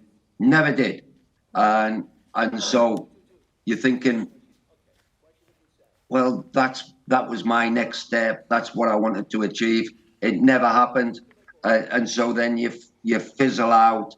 Now, it's whether you want to fizzle out because of circumstances with family and your lifestyle, or if you have that real passion, you've just got to keep trying and hope that an owner somewhere will go, look, I've seen their record's good. They're so passionate about what they want to achieve and what they want to do. And now, do they give you the opportunity? But I still say it is them owners who are going to do it, because, I did the pro license, the A license, all those sort of things. I had to go through the process of doing all that, and you achieve everything. My biggest regret ever in my career, I got offered the England job when Terry Venables stepped down. And I said no, because I'd only had 2 years of experience in management. And I went, no, it is the biggest, worst decision I ever made. Instead, can you give me sort of the weekend to think about it, and I'll come back to you? I said no, right at that What were moment. you thinking? What were you thinking? You should have been dancing. The pressure, see? You go and play for your own country, but wow. Amazing. Yeah, Amazing. I know, it is. I still look back and I go, why did you do that? Why did you do that? I don't know. If someone said to me, give me the Matilda's job, I'd say, yes, thank you very much. I'll take that happily. There you go. I won't be taking the weekend to think about it, honey. Now, listen, Brian, I think it's fair to say the ladies probably won't say this to you. They might be a little bit too embarrassed, but you're still a good-looking rooster. I just wonder, how are you keeping fit? Mara has been a PE teacher for 35 years as well. We're kind of wondering, how do you keep fit? How do you keep so healthy? No, well, yeah, you know, for me, as probably a lot of people here, I do like a few beers. So I'm okay at having a few beers, but to be fair, I've never ever took drugs. I've never ever smoked. I eat healthy because football sort of educated me on what you eat and everything. So, and then I still exercise because from when I was a kid, yeah, you know, like from 4-year-old, and then you can start remembering. I always exercised, and so I still exercise now to try and keep myself fit. It's a lesson for older people too, isn't it? You know, if you want to stay on this planet, there is a way to do that, and you've got to listen to the people who are telling you to do it. I definitely, look, I've had loads of injuries throughout my life and all that, and you always listen to the doctors and all that because it's incredible what they can do in today's world. And so you have to listen to people like that. And if they're advising you, then you've got to take that on board. I just want to pass one message on to you, Brian, because we spoke with Peter Reid before we got you up on the stream. I don't know why you're smiling, Brian. but because I'm a little bit concerned about what's going to come next when it's ready. Oh, yeah. Well, he did say that you were basically a lousy player and that he was better than you. So what have you got to say about that? All I can say is everybody watch the video of Argentina beating England. And I dislocated my shoulder and really went in the team for me. And when Maradona went past him, well, I'm not even sure. He could have went past him 5 times. Yes, he didn't say you were a lousy player. I only made that up. Sorry. Honestly, he always asked me, would you have took him down? And I went, twice. 5 times. That's a great story. Brian Robson, I can only thank you for having the time for us on this eve of our Women's World Cup. It's so important for us. And who do you think will win, seeing that you've been watching so closely? Who do you think will win this Women's World Cup? I wouldn't write Australia off because in your own country, but I think the USA will be really difficult to beat. The USA, previous winners. Yeah, they've been there, done it, but they have got some very good players in the team. Okay. Brian Robson, OBE, and all the other credits that you deserve. Thank you so much for being on the ball live. Thank you very much. It's great to chat to everybody. Thanks very much. Brian Robson, ladies and gentlemen. Wow. We learnt a lot in a very short space of time from a fellow who was described during his playing years as someone who didn't have confidence. He didn't care too much about what they wrote, obviously, when he was playing. And I could just imagine in a side made up of Brian Robson and Peter Reid, what great fun they would have had during those periods, even against the great Maradona and against Argentina at the same time. I want to turn to my panel, if I can. Kim Coates, I want to talk to you about Brian Robson quickly because, you know, you were from an era that saw a little bit of Brian Robson. Yes. Legend is an understatement, is it what? Definitely is. And I remember the game, watching the game too in the World Cup with Maradona and thinking, yeah, why aren't you taking him out, guys? Come on, guys, take him out. No, but those players of that era, the heroes that I grew up with. Admittedly, I didn't have female football players as my heroes because there wasn't that many around. But the guys, the Manchester United, the Liverpool guys, yeah, they are all my heroes, and especially Pelé. Like most football players, Pelé was the king of football. Yeah. I mentioned Bonita too, Brian. How do you grab this opportunity of hosting a World Cup, a Women's World Cup, and make it stick. Make the opportunity, you know, be of value to the country and to the game. That's what we've got to focus on, don't we? Oh, well, there's two different parts to that question. One is to the country. I think in terms of brand recognition, Australia and New Zealand co-hosting is good for both countries as nations. The eyes of the world in terms of who's interested in women's football will be focused on those two countries over the next 5 to 6 weeks. So that's, and it's a fact that whenever Australia hosts an international sporting event, be it the 1956 Olympics, the 1988 Expo, the 2000 Olympics, there's always a seminal change or shift in the recognition and the credibility and reputation of Australia. That's just a fact. In terms of the game, how long do we have left? Look, I think there are a lot of, Football Australia's certainly been pumping out the PR about their legacy and the legacy that comes out of the Women's World Cup.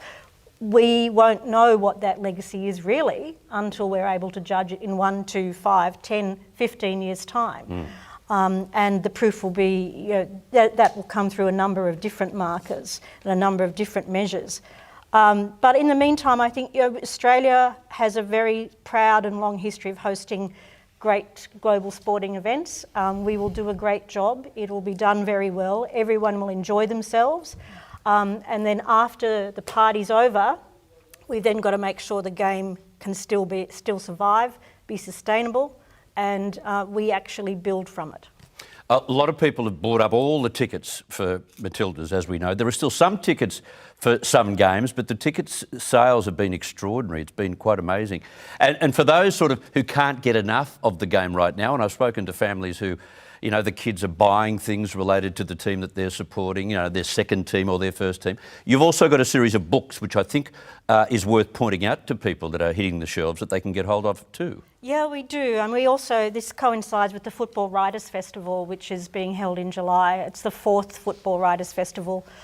We've got a bevy of international journalists and authors coming from France Football, Tarek Panja from the New York Times, Philippe Auclair from France Football, Professor Jean Williams, who wrote the history of women's football. So there's a whole lot of great speakers there. But we're putting out a number of books, which includes the World Cup edition of the Encyclopedia of Matildas. It includes Green and Golden Boots with Sam Kerr on the front about Australia's overseas domestic Golden Boot winners. Mark Viduka's on the back. We have Get Your Tits Out for the Lads, which I mentioned earlier. This one, Hear Us Roar, of which this was a global competition, and gets back to an issue we discussed earlier about development of the women's game. We ran a global competition for young emerging writers to get published, because they don't often have an opportunity to be published. We had an international judging panel. We got, out of the hundreds of entries, we put 17 into this anthology, and they come from places such as Cameroon, Kenya, Congo, Brazil, Argentina, England, Germany, USA, so all over the world, 11 countries, and 4 of them are coming to the Football Writers' Festival, which I'm really delighted about. And last but not least, this book, The First Matildas, the 1975 Asian Ladies Championship, which is what the title of the tournament was that Kim and her teammates took part in 1975. It's written by Dr. Greg Downs, who's an academic, and his first book was called Dedicated Lives, and that was about pioneers of Australian women's football as well. But this one, Greg writes in a very conversational style, because it's very much an oral history where he talks to the women about what was going through in their lives at their time, how they got to the tournament, what took place at the tournament, and then just looks at the issues around the fact that that team hasn't yet been recognised as other teams have been. I'm going to get to Sam in just a second, because Sam has plucked a few very special guests out of our audience, and we'll go to Sam in just a second. But Mara, can I just talk about the pitch, what's happening in the game? We spoke to Peter Reid about, say, Australia coming second in Group B and then maybe playing England out of the Group D. We are in what's called the Group of Death. We've got Canada there, we've got, who of course are the Olympic champions, we've got Nigeria, we've got also Ireland. How do you think the Matildas reasonably can fare? Look, on any given day, against any of the best teams in the world, Australia can win. But whether they can win a World Cup is another story. But we're at home.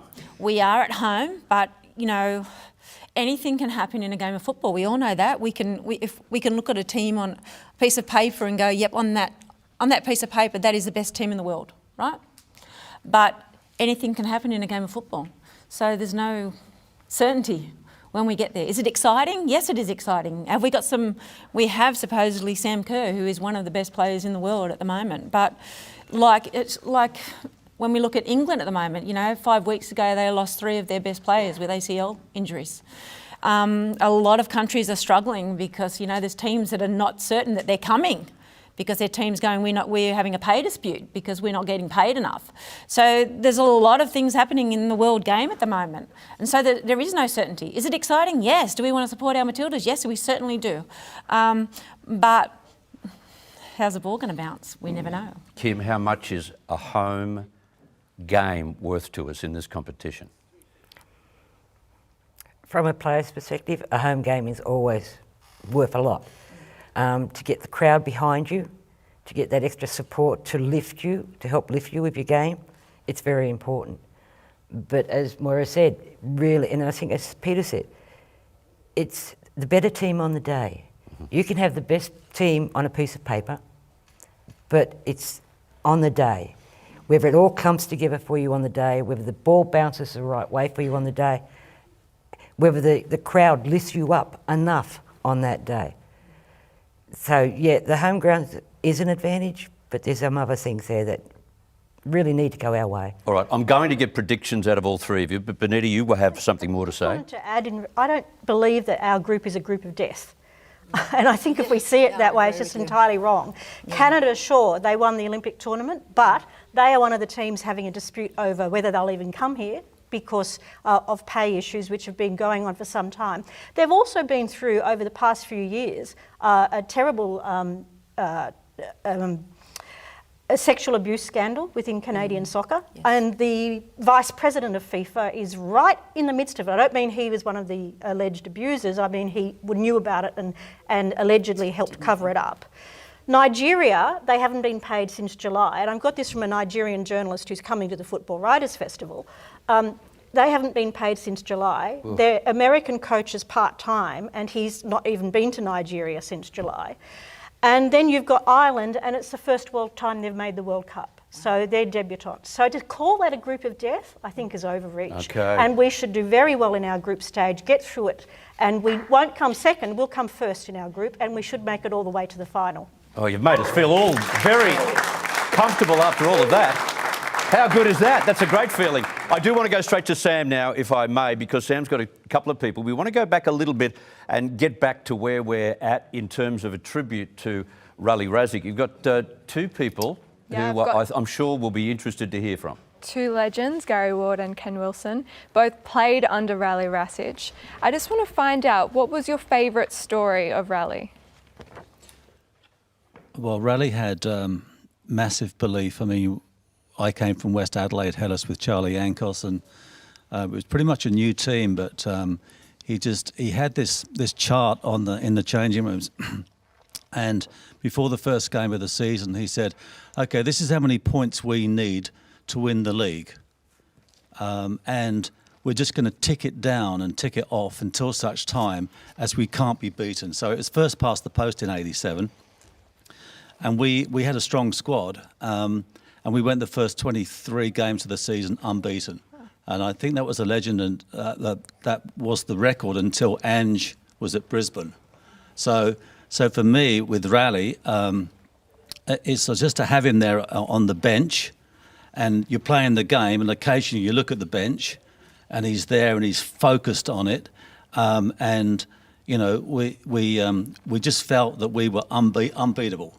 If you know what I mean. So we were a great squad, but we had the best manager. So yeah, there's just that chart. So we couldn't wait to get into the training on Monday and Tuesday and go, how are we going on that chart? So psychologically, he had us thinking we're going to be invincible, And in '87 we were champions of the country. And Gary, was he an innovator? Well, very much so. I mean, when it comes to talking about the game, I mean, the psychology of, let's say, for instance, I'll give you one example. We played Sydney Olympic at Lambert Park. I got the winner in that game. The very next week, we're playing against Marconi in the Italian derby. I was at Apia, at Bosley Park, and it was sold out. And I'm on the bench. And I'm thinking, well, hang on a minute, I got the winner last week. What am I doing on the bench? But he unleashed me at the right sort of time, and I went on and got the winner. Do you know what I mean? So it was, whether it's called playing with your mind or not, or just making me feel so hungry I couldn't wait to get on the park, if you know what I mean. So there was never a normal with rally. It was always what's next. So yeah, it was a great time, and I'm gonna miss him a lot. I think you also would have trusted his decision, because he had that respect already from you. Well, that decision to put me on the bench the next week, I didn't like at all, I've got to say. But you would have understood later, wouldn't you, after that? No, not really. No. Never got the answer from him. It's just that when I got the winner, I sort of went over to the bench, and he said, well, what did you expect? I mean, so, talk about giving you the drive to sort of say, why, this is why I shouldn't be on the bench. But there was a method in that. Yeah. Do you know what I mean? So what can I say? Absolute legend. That's a great story. And for you, what comes to mind? Oh, I was very fortunate. Raleigh selected me for New South Wales to play against Dinamo Zagreb, and that was the start of a relationship that went through till he passed away. He was a dear friend, him and Deborah. But a funny story with Raleigh was, I was at Melita playing in the National League '84, and I had a bit of an injury.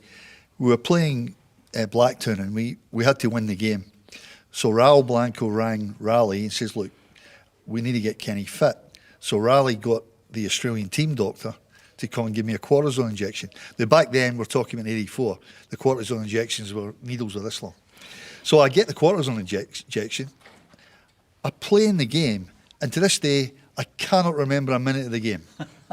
And I'm in the dressing room after the game, and Raleigh's there, and Raul's there, and I'm looking at Raleigh, and I'm saying, Raleigh, how did I go?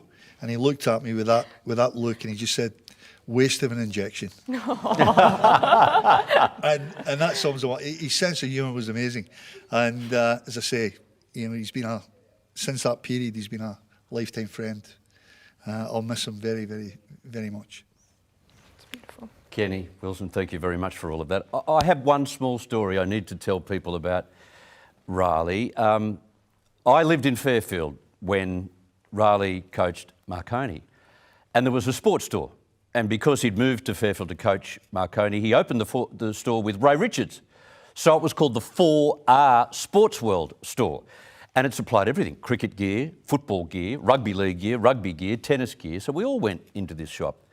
And I remember one day walking in and had to pick up my rugby league boots, which I was told had to be high tops.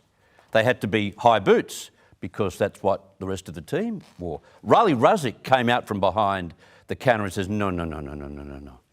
He said, don't worry about that. I said, but my coach said this will protect my ankle from getting broken when it hits a tuft of grass. He says, rubbish, he said, that's not right. Let me introduce you to football boots. And you go and tell your rugby league players to go and wear football boots, not those silly high-top boots that you wear in rugby league. Well, I went to training with the first set of low-cut soccer boots at a rugby league game, and they all said to me, what do you do? What are you wearing these boots for? Raleigh Ruzzick said that these are the boots you've got to wear. Every player in the team by the end of the season wore the same boots. That's the sort of impact he had on just little old people like us around the Fairfield area. We've all got a connection somewhere, which is terrific. I want to get back to the ladies, if I may, and we switch our focus onto what's coming up in a few weeks' time. All very exciting.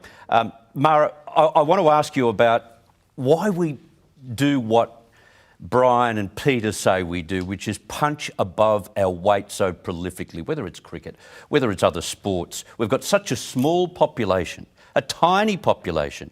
You know, cities that we talk about, oh, we've got big populations in Sydney. People know each other. They walk into each other in the middle of the city sometimes. How do we therefore become so good at sport, and in particular football right now?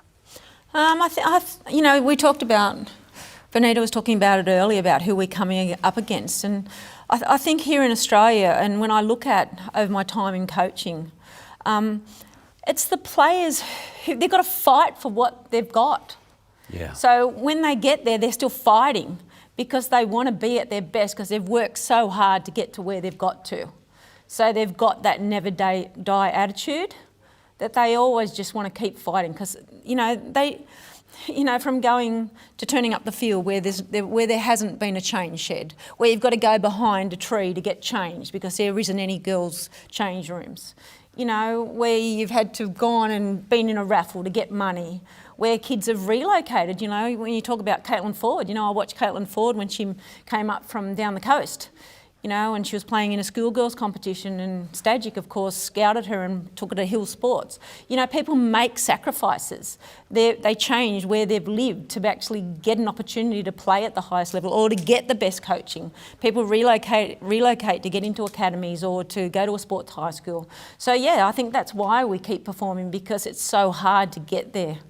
And when we talk about gender equity, you know, fighting for that opportunity, which we have had to fight for so long for. And that's why the pioneers are so important for our history in women's football here in Australia. That's well analysed. That is so well analysed. Yeah, absolutely. Round of applause.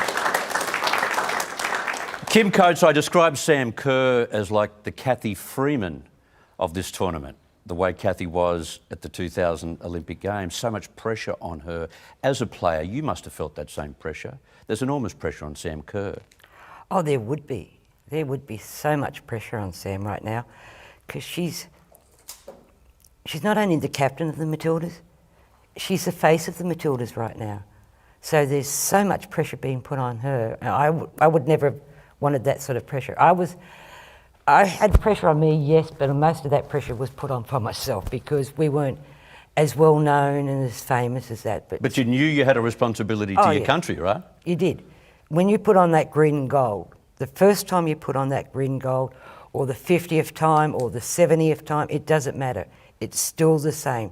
The pride that you feel inside, the honour that you feel about, and in relation to how Australians, and I will put New Zealand in this as well. Yeah. I think really it stems back, and it's going to sound strange to say this, but it stems back to the Anzacs.